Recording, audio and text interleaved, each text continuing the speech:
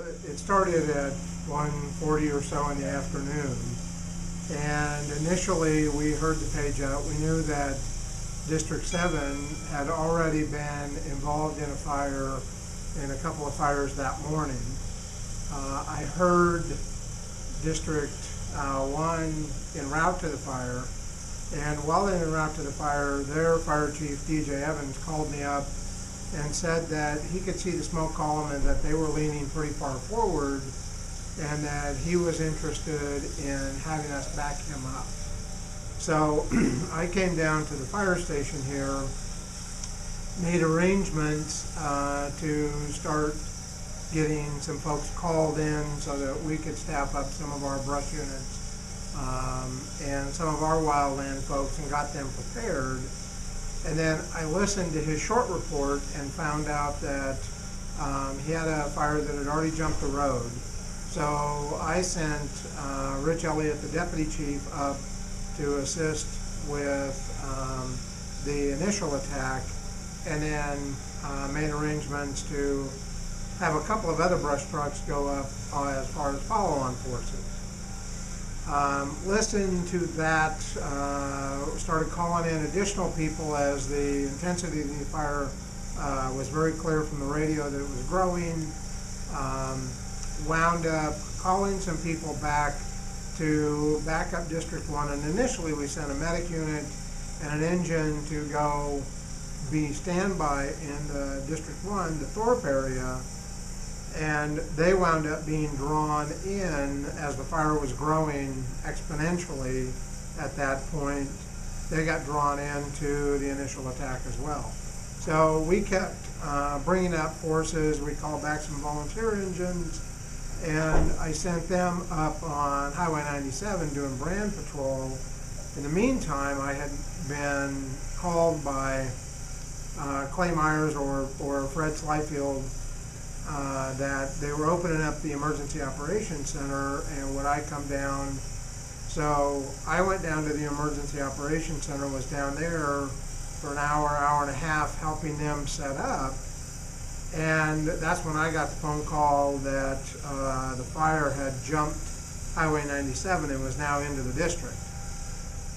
Because we had already sent a significant amount of resources to help District 1 and District 7, we sent some additional resources up onto Highway 97. I went up to Highway 97 and in the area of the dog pens up there and further north, and while I was there, I was talking to command on the radio and letting them know that a flame front had already jumped Highway 97, and so I got assigned to the I believe it was Sierra Division, which is the Highway 97 division, and from Highway 97 east, as the fire traveled east, that was my division for the remainder of that night into the next day when we turned it over to the Type 2 team.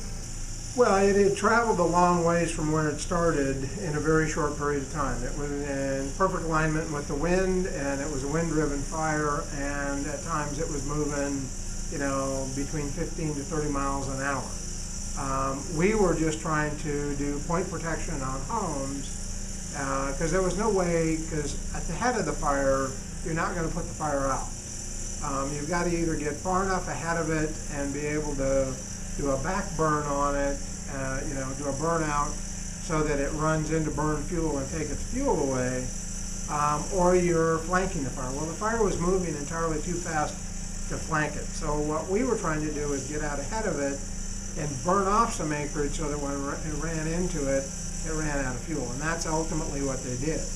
They ultimately put a cat line up, Pheasant Lane, burned out from there, and took the fuel away. And that's what eventually got the fire put out from its easterly travel. But at that point, they were still then having to flank the fire. And so they had, when we turned the fire over to the team, they were still actively engaged in fighting the fire. The eastern side was eventually stopped at Pheasant Lane. You're talking about a lot of country that it traveled. And so there were homes along Highway 97. There was a barn that was burned the second day that we didn't really want to lose. But you know, you had a lot of fire, and our local resources were absolutely tapped on that first day. I'd never seen a brush fire in this particular area that moved that far, that fast. But again, it was a perfect alignment. It was just the perfect day. You had very low humidity, very high heat, and you had a 30-mile-an-hour wind that was pushing it. So once it climbed that ridge and got aligned with the wind, it just took off. And you know, again, we started ramping up resources very early on. But you know, when you've got a fire footprint that is 6 miles deep and 13 miles across, in our particular very rural county, it's tough to get enough resources on the ground, because it did all of that in about 5 hours. So, you know, we were calling for state MOB resources, we were calling for hasty MOB resources out of King County and out of Yakima County, and we were getting help, but it takes a long time to mobilize those folks. And all of that time the fire is growing because the wind is pushing it. It was very frustrating because the fire was winning. And the fire won pretty much that entire night. But we didn't lose any people. We did lose some structures. And that's what we have to put into perspective, is that for a fire that big that moved that fast, we did not lose any people. Now, a lot of that has to do with the bravery of the folks from the State Patrol and the Sheriff's Office that went down and pulled people out in advance of the flames.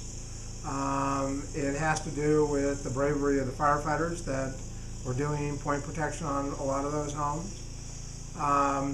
And so even though we lost structures, and I know that in the other divisions, when the fire was first ramping up, as it was going up Emmerich Road and whatnot, they lost a bunch of homes up there, but we didn't lose any, we did not have any loss of life, any human life. I know that we lost some livestock and we lost some pets and whatnot. We didn't have any loss of human life. And for a fire that big that went that rapidly, you know, I think that we can all be proud of that as a community. And then, you know, in the days that followed, the outpouring of support for the firefighters from the community, and for the victims of the flames, you know, it makes you good to live in this community.